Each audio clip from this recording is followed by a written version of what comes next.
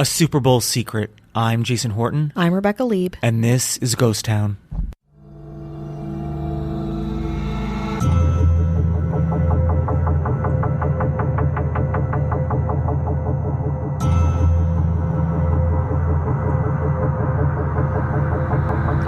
On Sunday, February 11th, the 49ers and the Chiefs face off in Super Bowl LVIII, which is something you probably had some awareness of, as does most of the country. But something you might not know the full extent of is the vast and dynamic conspiracy theories around it. So today, just in time for the Super Bowl, the football, the snacks, the commercials, and of course the halftime show, we're talking through the conspiracies that have, and still are, surrounding this hallowed event. Since the 1800s, college football has cornered the market on, quote, bowl games, the original one being the Rose Bowl in 1902, right here in our adjacent neighborhood of Pasadena, California. At the first Rose Bowl, Michigan and Stanford faced off, Michigan crushing the California University 49-0, and every New Year's Day since, it's been happening in conjunction with the traditional Rose Bowl parade. Not the crushing, but the game. Exploiting the Rose Bowl game's popularity, postseason college football contests were created for Miami, the Orange Bowl, New Orleans, the Sugar Bowl, and El Paso, the Sun Bowl. By the time the first Super Bowl was played in 1961, the term bowl was ubiquitous for a big football event. The Packers, Wisconsin, defeated the Kansas City Chiefs in the first ever very Midwestern Super Bowl, Super Bowl I. But let's get back to the conspiracies, of course. Because the Super Bowl is one of the biggest events in sports, for years people have wondered or felt sure that the game was rigged. TikTok, of course, feels vehemently about this fact, that there's a cartel in Las Vegas who decides which team wins every year. Or maybe it's the NFL. One TikTok video claims that, quote, these games are purely entertainment and the NFL gets every matchup they want. Players don't have a choice. They're athletic actors making millions keeping secrets. Another video claims, quote, Vegas sends the script and the players read and rehearse it all week.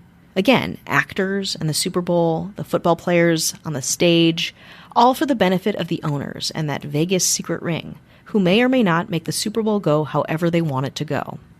But don't fear, this Vegas cartel likes to leave us with a little Easter egg so we have a fighting chance of predicting their whims. They do this in the form of the color scheme of the Super Bowl promo logo, and many TikTok accounts suggest the colors of that year's Super Bowl logo indicate who will be playing in the big game. The last two Super Bowl logos of 2021 and 2022 have been two teams that did compete in the Super Bowl. In 2021, the reddish-orange of the Bengals and the yellow hue from the Rams was in the logo, and they were the two teams that did play in the Super Bowl. In 2022, it was the Eagles and the Chiefs, whose colors were also, conveniently, the Super Bowl 57 logo colors. But this year is a stretch.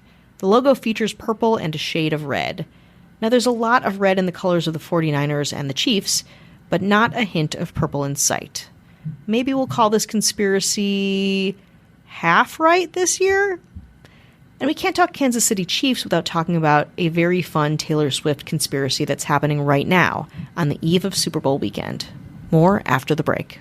I get the theories that the Super Bowl is rigged, but I also like exploring by whom. We've got Vegas cartels, we've got the NFL, but now let's throw in the Democratic Party. Right-wing media hated to see Taylor Swift in the stands this season, cheering on her boyfriend, former reality star Travis Kelce. Seriously, check out his dating show. It is truly not to be missed. But with the Kansas City Chiefs headed to Super Bowl LVIII, Trump supporters have started circulating conspiracy theories that Swift is a psyop, part of a giant plot staged by the NFL and Democratic Party to deliver the 2024 presidential election to President Biden. Quote, the NFL is totally rigged for the Kansas City Chiefs. Taylor Swift, Mr. Pfizer, also known as Travis Kelce, agreed Mike Crispy, a Salem media host, all to spread Democratic propaganda. Calling it now. Casey wins, goes to the Super Bowl, Swift comes out at the halftime show and endorses Joe Biden with Kelce at midfield. It's all been an op since day one, Crispy concluded.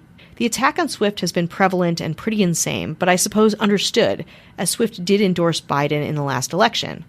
And, not to put it all on Swift, but Travis Kelce, the Chiefs' famous tight end, was in an ad for, drumroll, the pharmaceutical giant Pfizer.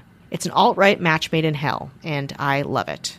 Quote, I wonder who's going to win the Super Bowl next month. Vivek Ramaswamy, a former 2024 presidential candidate who loves spreading conspiracy theories about right-wing talking points like the insurrection, election fraud, and such, posted on Monday on X. Quote, "And I wonder if there's a major presidential endorsement coming from an artificially culturally propped up couple this fall. Just some wild speculation over here. Let's see how it ages over the next 8 months." According to PBS last week, a Pentagon spokesperson, when asked, denied that Taylor Swift was part of a Department of Defense psychological operation to get President Biden reelected. I'm trying not to laugh. One senior administration official telling Politico, quote, "The absurdity of it all boggles the mind." Yes, it does.